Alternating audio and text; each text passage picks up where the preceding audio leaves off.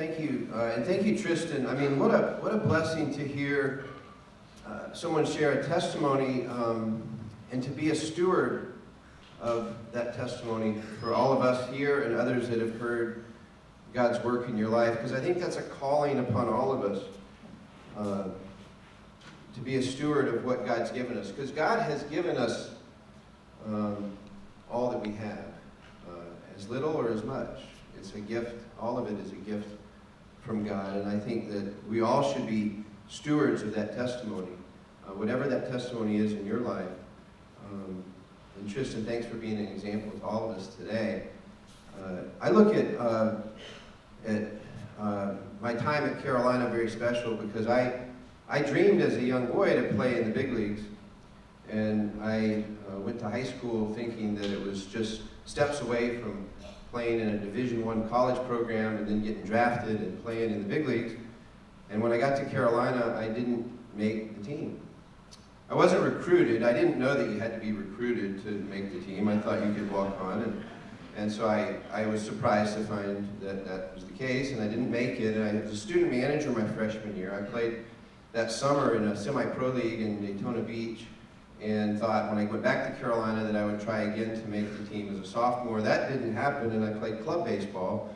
But I watched my skills as a baseball player go down pretty quickly. And shortly thereafter, another summer came, and I ended up getting an internship working with the Boston Red Sox, which was a team that I fell in love with growing up. And that summer just opened my eyes to there's opportunities in baseball beyond playing. And then when I graduated from Carolina, I took a job in the commissioner's office in New York. And I was living in New York for 2.5 years before I took the job at the Giants. And I'd been with the Giants for 5 years. And I was at a missions conference, unrelated to the Giants, but very related to my church. And at this missions conference, they were challenging us to go into all the world and share the gospel.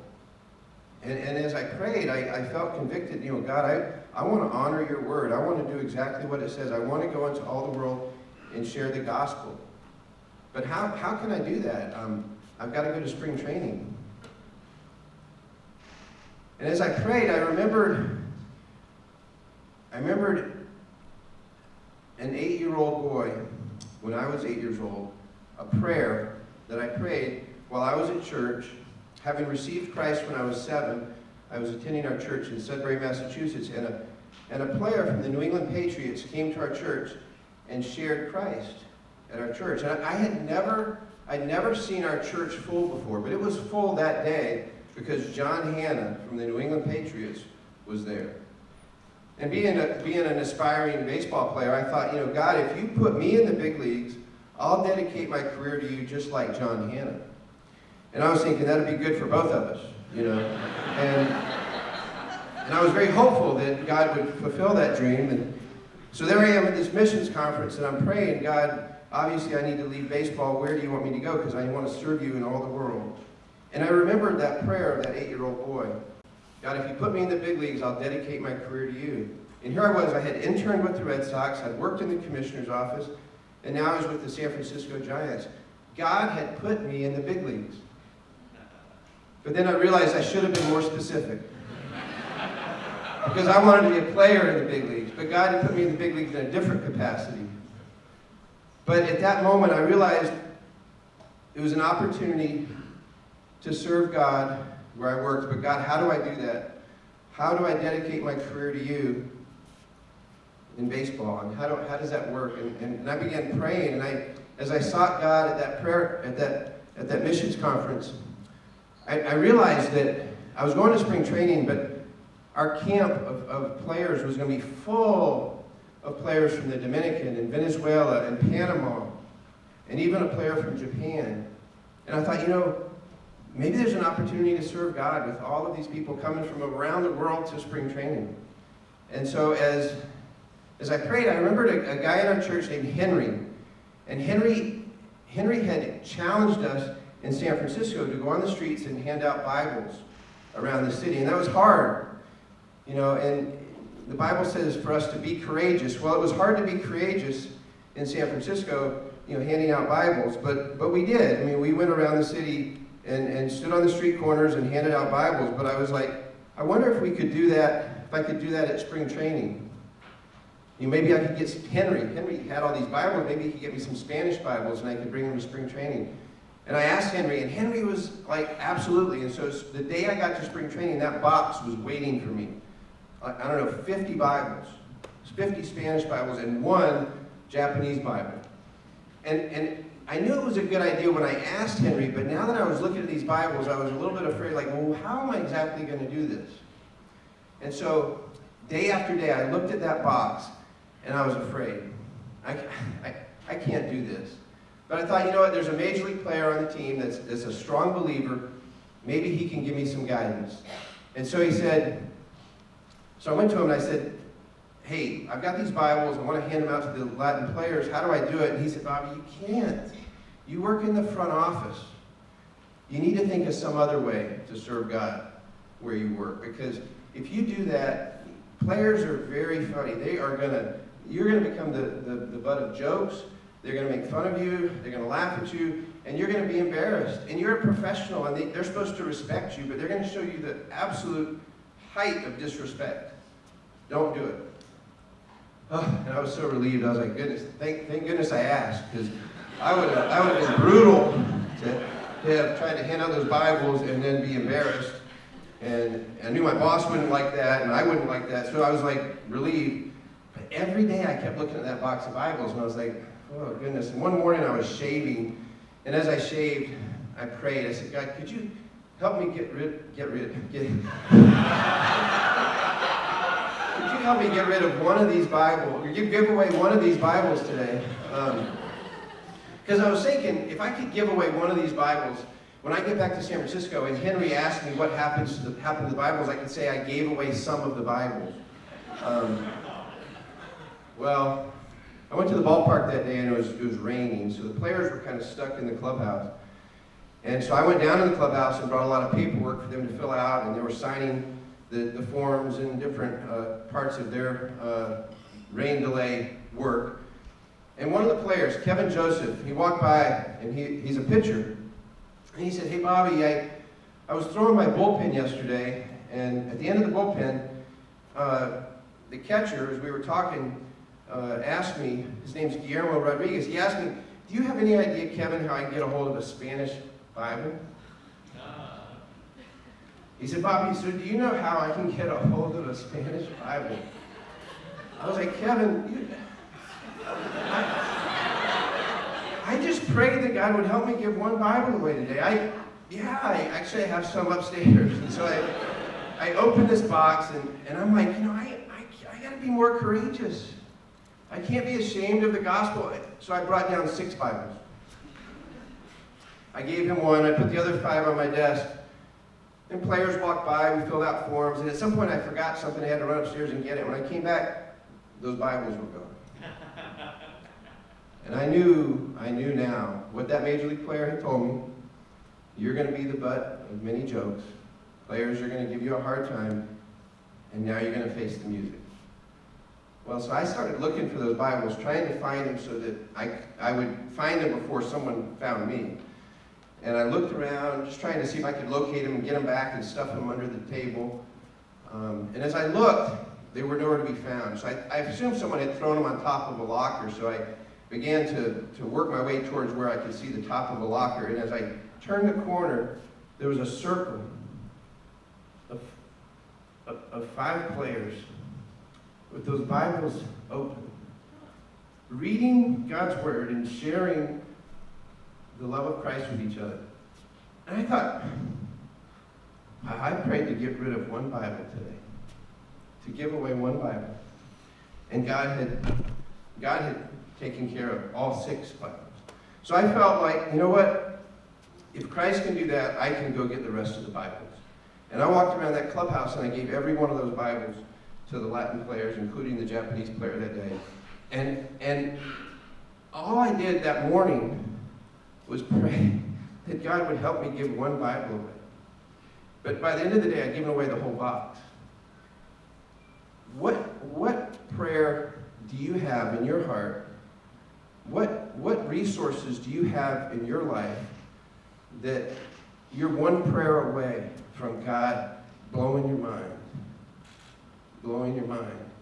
So my search continued. God, how do I serve you in the workplace? How do I steward my career for your glory? And that prayer has not stopped. I was at a postseason playoff game between the Braves and the Padres, and I was on a train, and I looked at this newspaper. In this newspaper, it shared, it said, please come out to the ballpark and listen to Padres players share their testimony after a game. I looked at this article. It was a month old, but I saved it. I kept it in my apartment. A year later, I found it in my closet, and I was going to throw it away, but I was like, before I threw it away, I laid it on the floor and prayed over it. And I said, God, if you ever want this to happen in San Francisco, please bring it to my memory if you want me to be a part of it. I threw it away. 2 years later, I'm at spring training. Russ Ortiz, a pitcher for the Giants, approaches me after a Bible study. He says, "Hey, Bobby, I was talking to one of the players for the A's, and he said if I would share my testimony after the Giants and A's game in June, he would share his testimony. So could you help us make that happen?" I said, "Well, I don't know how to do that. I mean, how would I make that happen? Have you ever seen this happen before?" And he was like, "Well, we saw it happen in San Diego." And I was like, wow, I mean, I remembered 2 years earlier praying over that article. And so I began trying to figure out how to get Russ Ortiz a microphone so he could share his testimony. And this other player, could share his testimony. And when I forget the player's name as I'm standing here. A catcher. He was a catcher. And I finally got permission from our vice president. He said, "I'll give you permission. You can do that, and set a date and we'll work it out." He said, "Where has it been done before?" I said, "It was done in San Diego." Great. So I go to Russ after the game. I say, "Russ, hey, I know it's only 2 weeks away, but I got you the microphone. You can share your testimony after the game. You and the catcher." And he said, "Well, the catcher was released by the A's, so it's just me now. It doesn't need to be in 2 weeks. I need you to get advertisements and tickets and scoreboard announcements. So not just a microphone. I need all of that." And I said, "Okay, well, I'll find another date." I found another date in August. Our executive vice president told me, he said, "You know what, Bobby, there's people that don't want this to happen. They don't want testimony after a game, but I'm going to help you make it happen. Not a believer, but a person of peace. God has people of peace in your life. Who are they? Are you aware of who they are? And can they help you fulfill God's purposes for the stewardship of your career or your family or your work?" And so I went to Russ and said, "Okay, we've got a date in August. We're all set. It's tomorrow." And the executive vice president came back to me and said, "Bob, there's a conflict. I can't do it. We need to move it to September." I'm like, "Okay." So we pick another date in September. And I'm like, "Russ, we got a new date. We're playing the Rockies. You're going to have your testimony after the game." He's like, "The Rockies?" And I'm like, "Yeah, the Rockies." He said, they just signed the catcher." So this A's player had bounced around all summer, and now he's back with the Rockies, which is the day that we're going to have these players share their testimony. And so this past September, we had our 19th consecutive outreach at the ballpark. 19 straight years where players have stood up and shared their testimony. Every one of them is John Hannah to me. That 8-year-old boy praying that I would somehow be able to be able to dedicate my career to him. I'm watching these other players dedicate their career to him and share their testimony. And for me, the stewardship of our career is part of our life. And I guess, one of the players that's had the most impact on me in terms of how he has stewarded his life for Christ his name's Jeremy Affel. And he had a 2-year, $9 million contract, making $4.5 million a year. The first year he pitched for us, he did so well that my boss gave me permission to give him an extension. another $4.5 million, okay? Well, we got the deal done, had it signed, and I started seeing tweets about the contract being completed. But the tweets were saying that we had given him a $5 million extension. And I was like, well, that's reporters for you. They don't pay attention to details. But I kept seeing other reporters reporting the same thing, $5 million extension. And keep in mind, this contract had been signed by the player, signed by me, and approved by Major League Baseball. So I just looked at the contract. And sure enough, my assistant had typed it wrong and had made it $5 million instead of $4.5 million. So a $500,000 mistake and the end of my career, as I felt. But I called the agent. I said, hey, there's a mistake. And he's like, well, let me think about this. Let me call Jeremy. And so he calls Jeremy, and Jeremy sees me in the clubhouse about 2 hours later. Keep in mind, this contract's already signed by me, signed by Jeremy, and approved by Major League Baseball. And Jeremy says to me, Bobby, that's not my money. We agreed to $4.5 million. Let's correct it. But here's a man who is stewarding his life enough to be a man of integrity, a man who believes in doing the right thing. And part of what stewarding our career is stewarding our integrity, how we treat others, and how we magnify the name of Christ. And Jeremy reflects that. You know, for me, why steward our life? Because of the love of Christ and what He's done in us. But you know, prayer is so impactful as a part of stewardship. And you know, I remember we signed a very large contract with a left-handed pitcher by the name of Barry Zito. It was so large, it was just almost like scary large, and 126 million large.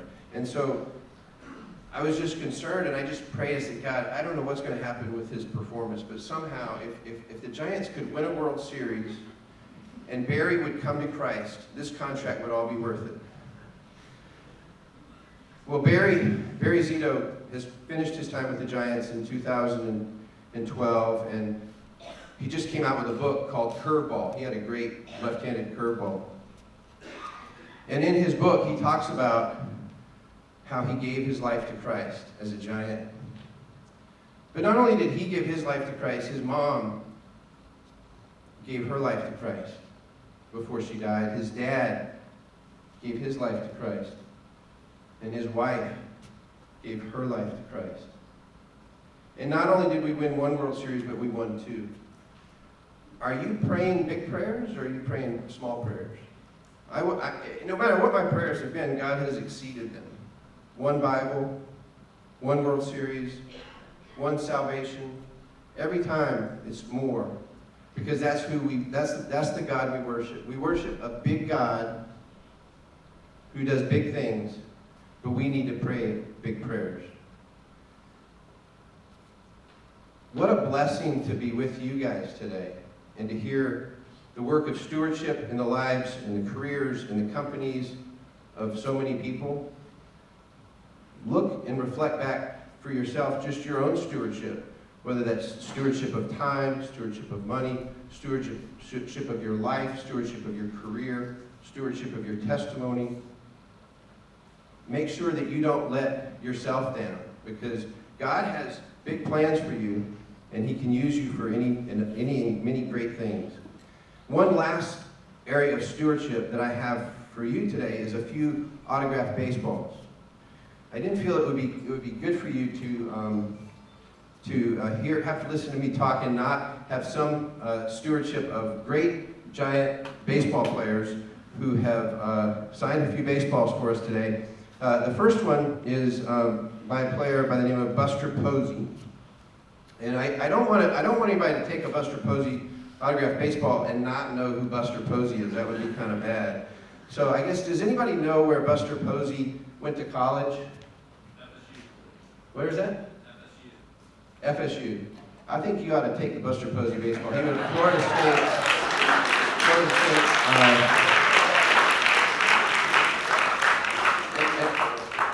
that? Okay.